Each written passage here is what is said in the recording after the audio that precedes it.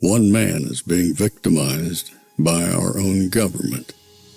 One man whom they fear, yet who millions love. One man who is willing to take the poison arrows of lawfare. One man whose voice has been taken away by a corrupt judge operating in a corrupt system. One man who has been ridiculed and insulted. One man who refused to back down. One man who refused to back down. One man who refused to back down. One man who stands between us and them. One man that wants to see America protected again. One man who wants to see America prosper again. One man who understands that a man is a man and a woman is a woman. One man who understands and protects the blessing of life. One man who wants to restore American exceptionalism. One man who once again wants to make America that shining city on a hill for all to see. A place where all the people of the world glowingly set their eyes upon. America. One man who unashamedly wants to make America great again. That one man is Donald Trump.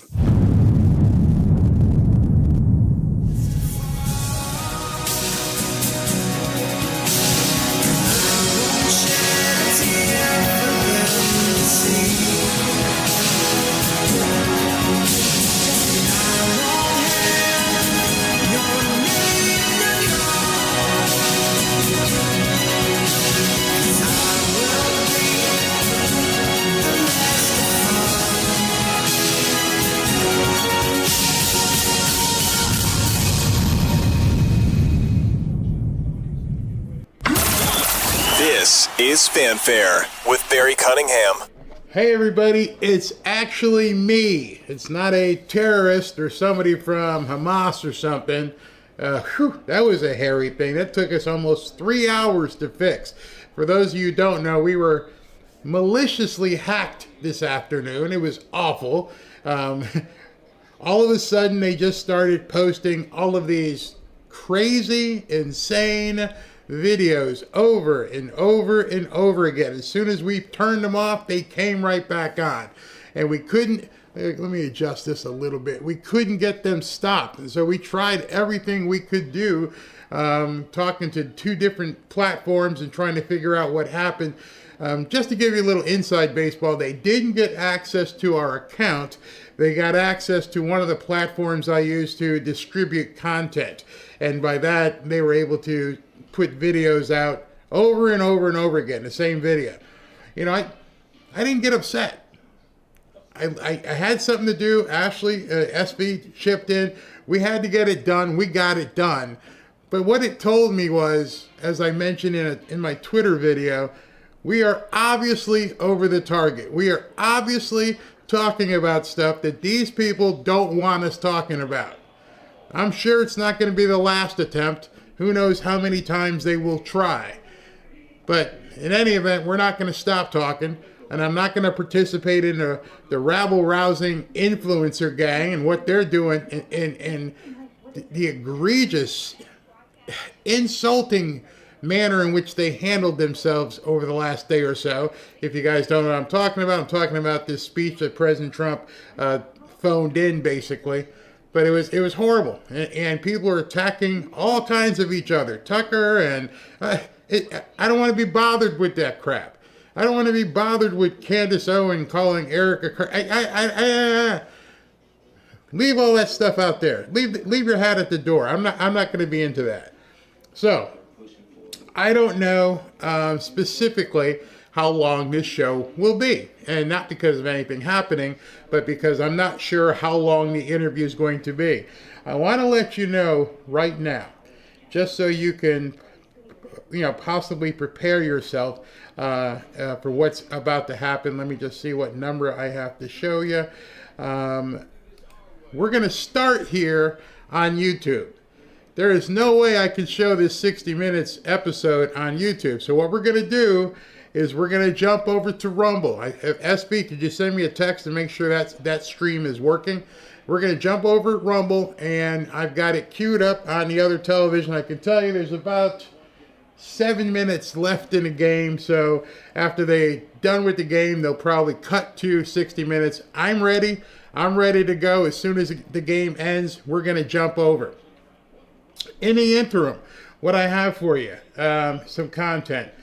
First and foremost, just literally about 15 minutes ago, President Trump is heading from down here in Mar-a-Lago, heading back to Washington, D.C. He did a gaggle, when he talks to the press, he did a gaggle on Air Force One, but they didn't televise it. They only posted the audio. So I'm going to play that now while we're waiting for the football game to end, and I'm going to leave this up so you know where to go when we begin 60 Minutes. And many of you may have seen the different things that, the little cuts and clips, but you're going to see this in its entirety. But before we get over there, I want to make sure I thank our sponsor for tonight, even after the hack and everything, and it's Brightcore. And COVID-19, cancer, diabetes, all of these kill far less than the number one killer in the United States, which is heart disease. Heart disease causes 1 in 4 deaths in the United States. That's every 36 seconds. Someone dies from heart disease. So what can we do about it? Vitality from Brightcore contains 7 powerful, clinically proven and patented ingredients that work synergistically to naturally lower your blood pressure. It balances cholesterol and it balances your blood sugar. It also improves your circulation and it strengthens your overall cardiovascular health. We all put miles on our heart, just like cars. And every capsule of Vitality is like turning back the odometer on your body. Anyone with high blood pressure or high cholesterol, anyone who wants to balance their blood sugar, or anyone with a family history of heart disease should be taking something like Vitality every day.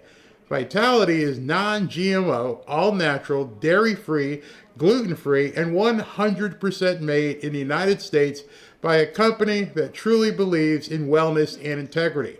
Right now, if you go, you can get this for, what are they saying here? You can get Vitality with 25% off with the code Barry at mybrightcore.com/iHeartBarry. Or for an even better deal, you can call Brightcore at 888-418-6738 for up to 50% off, free shipping, and they'll even throw in a free bottle of vitamin D3 with your order. Trust me, guys, you want to call these people. They will help educate you on what this product actually does and anything about health that you'd like to know, and they will make sure that this product is right for you. Again, that number is 888-418-6738. Let me put that back on the screen. I got that thing in the way so you guys can see this. Hold on. Let me go ahead and do this. 888-418-6738. 888-418-6738. All right, so I'm going to play this audio presser gaggle that President Trump had it. There's no video, but I did some audio enhancement so you can actually hear what's being said. So let's go ahead and play that. So how are you? Hope you had a nice weekend. You did. Everyone good? How are you, Jim?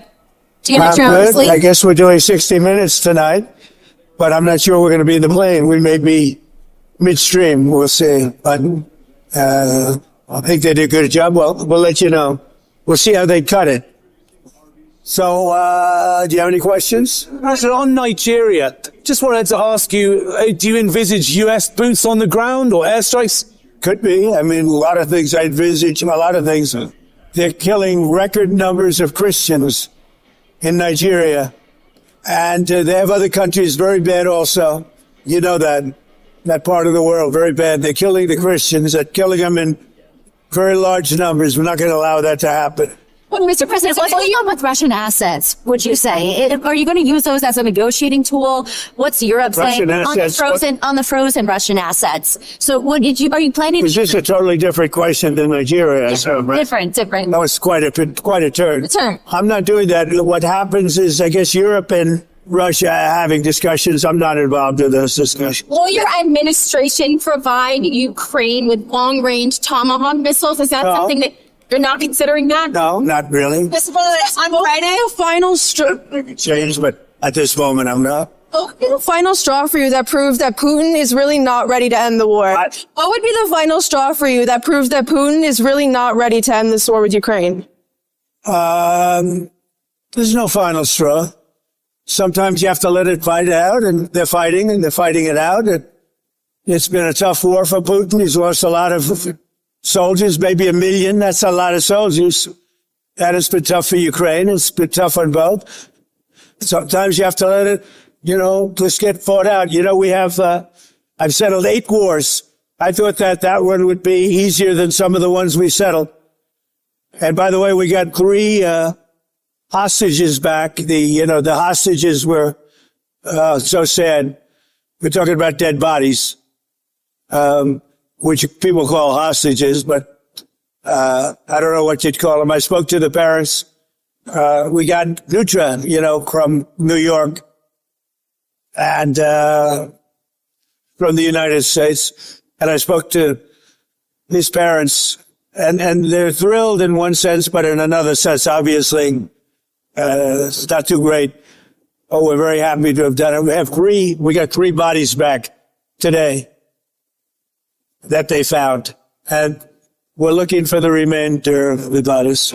Are you going to go to the Supreme Court on Wednesday? What? Are you going to go to the Supreme Court for the tariffs or arguments? I think it's the most important decision, one of the most important decisions in the history of our country, because without tariffs, without our being able to use tariffs freely, openly, and in every way, we would suffer tremendously from a national security standpoint.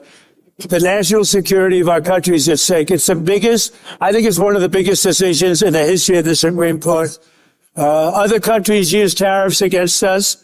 If we weren't able to openly and freely use tariffs against them, I'll give you an example. China.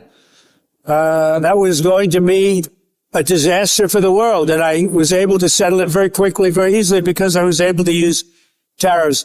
It's total national security. And economic health is also part of national security, by the way. But without tariffs, our country would be in great jeopardy. So will you attend the oral arguments? No, I don't think so, because I don't want to call a lot of attention to me. It's not about me. It's about our country. I'll be going to Miami. I'm going to make a speech in front of a large group of people in Miami. I said, I wanted to go so badly. I just don't want to do anything to deflect the importance of that decision. If we don't have tariffs, we don't have national security. And the rest of the world would laugh at us because they've used tariffs against us for years and took advantage of us. And you see what's happened. We've become wealthy. Our stock market hit a record high on Friday. A record high. It's hit 48 record highs during my term. And a large part of that's because of tariffs and our good trade deals. Without that, you couldn't make a good trade deal. And, we were subject to being abused by a lot of other countries, including China, for years. Not anymore. Tariffs have brought us tremendous national security. From Venezuela, is there a deadline for Venezuela to act against these alleged drug gangs before they face airstrikes? There's deadlines. I do what I do, but I don't set whether it's Venezuela or anything else. I don't set deadlines. It's not true that you've made a decision on striking inland in Venezuela, but are there actual plans for those strikes in the near future? How can I answer a question like that? Are there plans for a strike on Venezuela? Who would say that? Supposing there were, would I say that to you honestly? Yes, we have plans. We have very secret plans. Well, who would say that? What kind of a question is it? Look, we'll see what happens with Venezuela. Venezuela sent us thousands and thousands, hundreds of thousands of people from prisons, from mental institutions, drug addicts. And so did other countries. That's the bad. I mean, other countries did it too, because we were run by very stupid people, very, very stupid people. Biden was the worst president in the history of our country by far. We had open borders, and many countries, the Congo, many countries, they sent their prisoners. They sent prisoners. They sent drug dealers. They sent drug addicts. They sent anybody that they didn't want. They sent them through our country. And Venezuela was one of the worst abusers. Democrats say that the way that this shutdown ends is if you directly engage in a negotiated deal on extending these ACA subsidies. Is that something all they have to do is open up the country? You know, we voted 14 times to open the country. We have voted 14 times to open the country, and they vote to keep it closed. All they have to do is vote to open the country, and we only need 5 Democrats.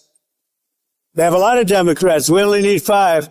But the Republicans have voted 14 times to open the country. You directed your lawyers on SNAP. You directed your lawyers on SNAP benefits. You put out that True Social post on Friday, directing your lawyers to look into whether or not you can move around funds. Did they get back to you and to find out? Well, it's a much easier situation than that.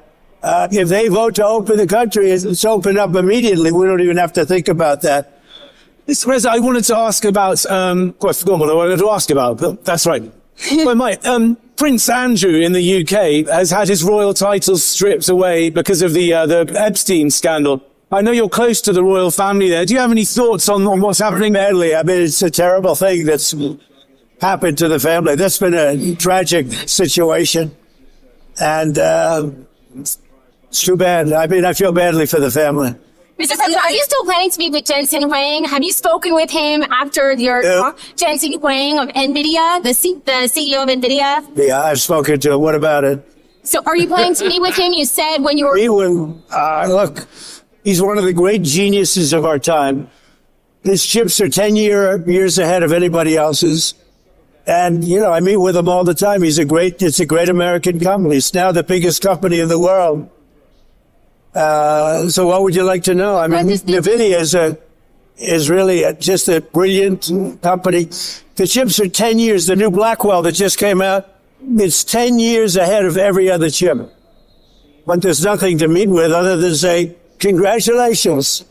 But no, we don't give that chip to other people. Are you meeting with the Syrian president? We don't give that chip to other people. Are you meeting with the Syrian president at the White House? Did you invite him? The Syrian president? The Syrian president? He may be coming. I don't know. I mean, he's working very hard.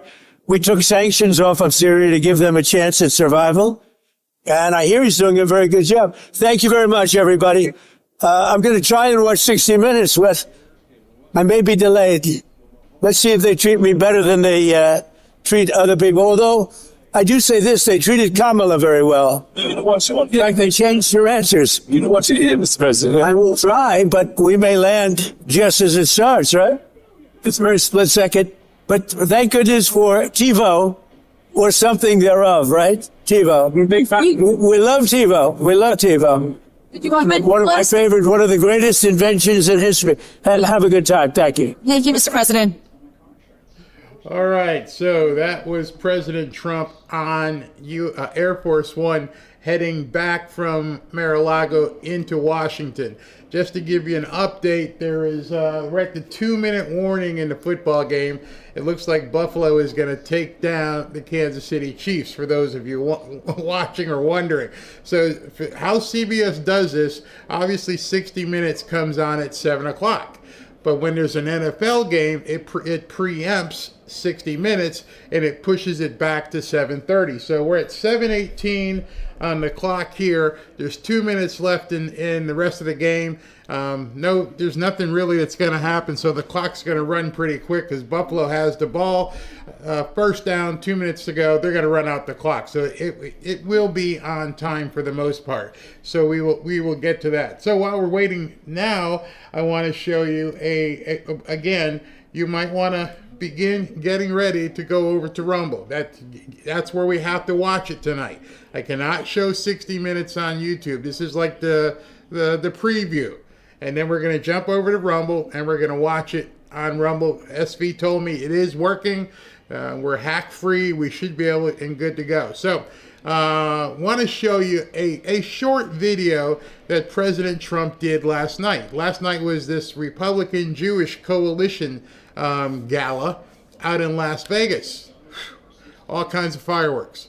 But he sent in a video to start the event. So let me see if I can pull this up so you guys can see it. But be ready. I'm just telling you, be ready to go over to Rumble. Be ready. Be ready. Because we're going to have to move pretty quick once the football game ends. All right, so let's listen to President Trump's speech. It's very short, from last night. Coalition, and congratulations on 40 amazing years. I want to thank your national chairman, former Senator Norm Coleman, along with your CEO, Matt Brooks, and my friend Miriam Adelson, and so many other incredible supporters, distinguished guests out in beautiful Las Vegas. 4 days from now, we will celebrate the one-year anniversary of the most important election victory in the history of our country. With the help of many of you, we won all 7 swing states by millions of votes. We won the Electoral College 312 to 226. We won the popular vote for the first time of any Republican in decades, and we won 86% of the counties in America, 2,700 to 525. And very importantly, the RJC helped ensure that we won the highest percentage of Jewish vote of any Republican since 1988. I can't imagine we didn't do better than that after all I've done for the Jewish vote, I must be honest with you, but that's okay. 1988's not that bad. 1 year ago, we were a dead country. Now we're the hottest country anywhere in the world by far. Wages for workers have risen at the fastest rate in 60 years, and more than $18 trillion are pouring into the United States from all over the world. We have fully secured our southern border, and we have ended 8 wars in 9 months. That's pretty good. 8 wars in 9 months. We have 1 to go, as you know, Russia, Ukraine. That includes the historic peace deal that ended the war in Gaza. After 2 harrowing years of darkness, our 20 courageous hostages were returned to the loving embrace of their families. And you have to remember, we also got many of the other hostages out long before that. Many hostages were gotten out by us. Israel has never had a better friend than President Donald J. Trump. In my first term, I terminated the disastrous Iran nuclear deal. With Operation Midnight Hammer last June, we totally obliterated Iran's nuclear enrichment capacity. And we didn't even get them by surprise. They expected it, and they got obliterated. After years of broken promises by many other American presidents, I kept my promise, officially recognized the capital of Israel, and moved the American embassy to Jerusalem. I also recognized Israeli sovereignty over the Golan Heights. Who would have done that? Nobody even thought I was going to think about it. Nobody else thought about it for 70 years, but I did it. I withdrew the United States from the anti-American, anti-Israel UN Human Rights Council and terminated funding for the extremely corrupt United Nations Relief and Works Agency, a totally corrupt operation. We're also defending our Jewish citizens here in America. Just as I promised, we're deporting the foreign jihadist sympathizers and Hamas supporters from our country, and it's happening very quickly.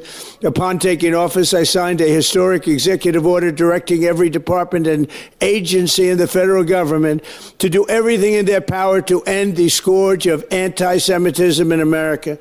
My administration has filed historic civil rights lawsuits and cut off funding to colleges and universities that refuse to defend their Jewish students from vile acts of anti-Semitism.